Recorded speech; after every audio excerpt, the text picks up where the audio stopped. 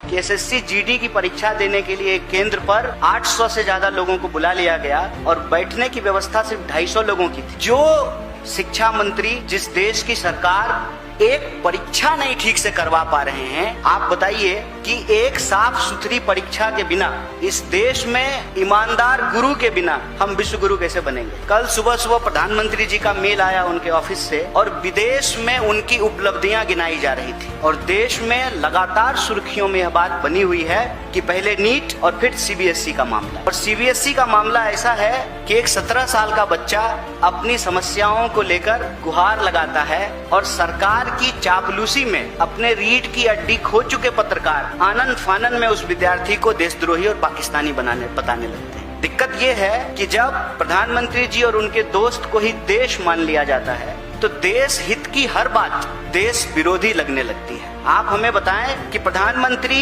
परीक्षा से पहले परीक्षा पर चर्चा करते हैं, परीक्षा होती है, पेपर लीक हो जाता है, परीक्षा पर चर्चा करके रील बनाने वाले प्रधानमंत्री साइलेंट मोड पर चले जाते हैं, चुप्पी साध लेते हैं। एक शब्द उनके मुंह से नहीं निकलता है कि ऐसी क्या मजबूरी है कि एक अयोग्य शिक्षा मंत्री को आप शिक्षा मंत्री बनाए हुए हैं। साहब वो आपके ही कैबिनेट के मंत्री हैं, ट्रम्प नहीं है कि 45 डिग्री में आप कांप रहे हैं उनसे इस्तीफा लेने में, उनको उनके पद से हटाने में। ऐसी क्या मजबूरी है। आप पिछले 2 सप्ताह के घटनाक्रम को देखिए। नीट का पेपर लीक होता है और पेपर लीक होने पे दलील ये दी जाती है कि पूरा पेपर लीक नहीं हुआ है। पूरा पेपर लीक कब होगा?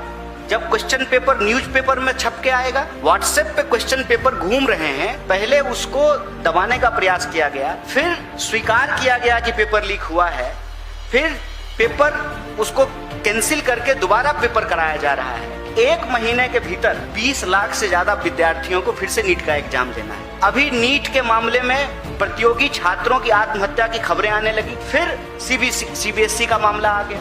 ऑनलाइन स्क्रीनिंग के इतने मुद्दे उठ करके आए, इतनी समस्याएं उठ करके आई और उस पर जवाब देने की बजाय सरकार के समर्थक पत्रकार जो है विद्यार्थी को ही पाकिस्तानी बताना शुरू करती है। आज इस देश की स्थिति ये है कि यह सरकार एक भी परीक्षा ठीक से कंडक्ट नहीं करवा पाती।